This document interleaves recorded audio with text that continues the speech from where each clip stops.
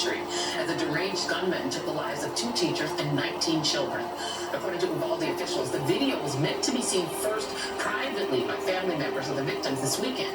It led to a heated city council meeting yesterday where the Uvalde mayor attacked media outlets who published it, but got some pushback on where his anger should be directed. The way that video was released today is one of the most chicken things I've ever seen. The mayor said chicken, it was chicken. Where did none of that? Adam, I'm not going to get into an argument with you on that.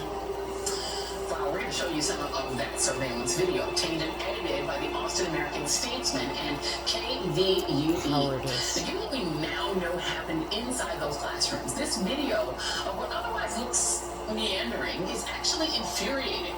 But we think it's important for you to see. Not only does it show the shooter entering the school, facing no obstacles, but the utter failure of these law enforcement officers to act as teachers and students were dying in the classrooms and calling out for help. 30 minutes after the gunman entered the school, the first 911 call was made from inside one of the classrooms. The gunman was in. Now you can see in the video that there are multiple officers in the hallway, not only with a shield but also with long guns. The same young girl calls 911 again 7 minutes later and says multiple people are dead. Now you can see law enforcement with a second shield in the video. She calls again 3 minutes later, and even more officers are in the hallway, but still no action. She calls again Unlocked at 12:16 door. p.m., this time telling dispatchers that there are This is how they students still alive. rescue poor. A different girl in the other 4th grade classroom with the gunman calls 3 minutes later, but hangs up when another child tells her to. At Oppressed 12:21, shots are heard Republican on another 911 call. cities. Police actually moved down the hallway. They're You can see how many cowards. officers are there with a variety of weapons and tools, but they still don't enter the room that the gunman has been in for nearly 50 minutes. There was time, however, for an officer to stop to use some hand sanitizer. How Clearly a nice. priority. At 12:36, the first girl who called 911 calls yet again, saying that the gunman shot the door.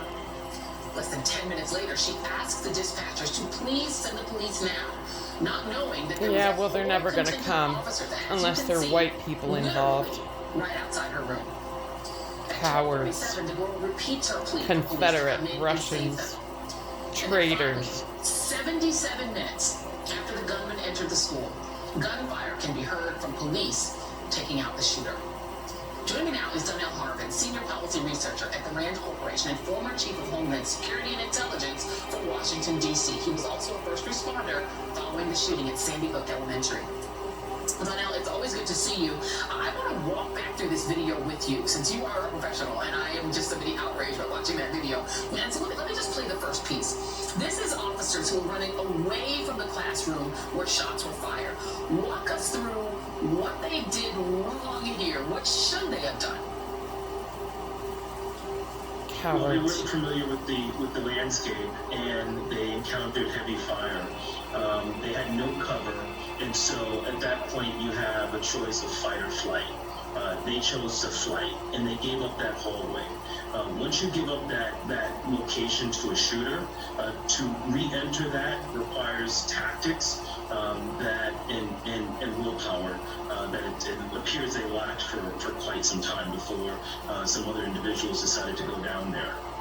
Well, let's do another one. This is officers. You can see people in this video. You can see officers advancing on the classroom where the shots are coming from.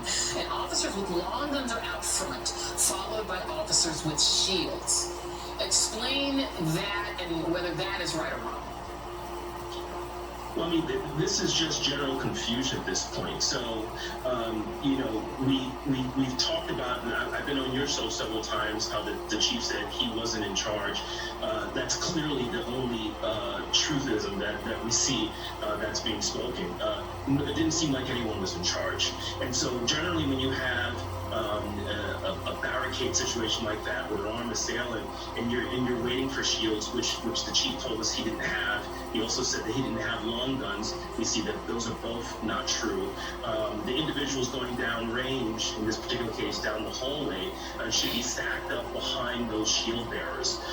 That's a typical basic formation that's taught in tactics. That's why you have the shields, not to run behind somebody in the back. And it just shows, just from looking at that video, that they weren't organized.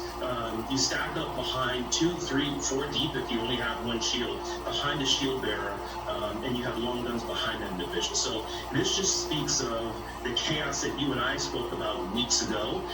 We just see that for our own eyes now. And you don't have to be a trained professional to see that, being quite honest with you. Yeah, I mean, you did that in the military. You lose all your men. Like, it's straight. Look, this is the third one. Now, this is officers who you can see in the video ducking for cover when the final firefight begins with the shooter. We're going to watch that now. So they're ducking for cover when there's finally a firefight. And I guess at this point, the feds have arrived. And the feds are now doing the hard work. What do you see here? What do you make of it?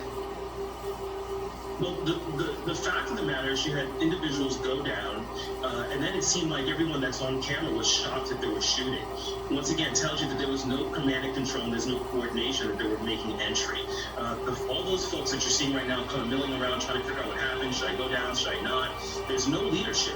This whole scene is devoid of command and control. What I think is interesting is that I'll take the police chief at his word, and the accounts that we heard, that he was waiting for a SWAT team, and some individuals, apparently federal law enforcement, decided to look at training and their instincts kick in and not wait for all those. That wasn't coordinated, it seems like, with some of the other folks downrange, and that's why you have everyone kind of scrambling and ducking, being surprised that they were shooting. I will also mention that being that there was such a chaotic situation, no clear command and control, as the chief acknowledged himself, that those federal law enforcement aren't necessarily beholden to a local. They see a situation, they're there, they're not in that chain of command of the local, state or local, and so they have the ability to take control on their own. It seems like that's what they did, and that's what saved more lives, because I think had it been up to the chief, they would have been waiting around for who knows how long. Right, I mean, and it does appear, usually you can take Chief Arredondo at his word for some things, but some of the stuff he said was just actually not true or a lie. I mean, he said that they couldn't get in those doors, that those doors were locked. Well, that certainly wasn't true. The video shows that that ain't true. And if we could just put one back up again, just showing the officers that are running down the hall. What a lot of Republicans are saying, maybe show one and then maybe go to two, maybe go from one to the other, if you could, to my wonderful director. There is this saying that all that it takes is a good guy with a gun. That if you have a good guy with a gun, if you could put up two for me, please. There's a lot of good guys with guns in this hallway, and they did absolutely nothing. So how does it play? Because they're not good guys. Say that all you need to do is have like an armed security guard or an armed police officer in school. One security guard? That's like over a dozen. And they didn't do anything. They were, as you said, they seemed fearful when shots were fired, and when it came to fight or flight, they chose flight. Yeah, I mean, a lot of good guys, a lot of good big guns, shields, armament, things that the teachers and the students didn't have. One officer had a gas mask on, quite sure why, and folks still want to arm teachers. I've said this before and I'll say this again. If the armed trained professionals are having difficulty meeting the needs and meeting the challenge of an active assailant, what would you expect a second or third grade teacher to do? It's preposterous. We've seen this over and over again. There needs to be structural changes into how schools are secured clearly. And this tape really we just need accountability for the fuckers that are ruling everything. In the Parkland shooting, Follow the damn laws. I mean, come on. Give me a break, Donnell Harvard. Thank you very much for walking through that video with us. We really appreciate you. And still ahead, Women's Anatomy 101 for Republican lawmakers. No, gentlemen. A woman's stomach is not in any way involved in reproduction. I cannot believe I just had to say that. We'll be right back.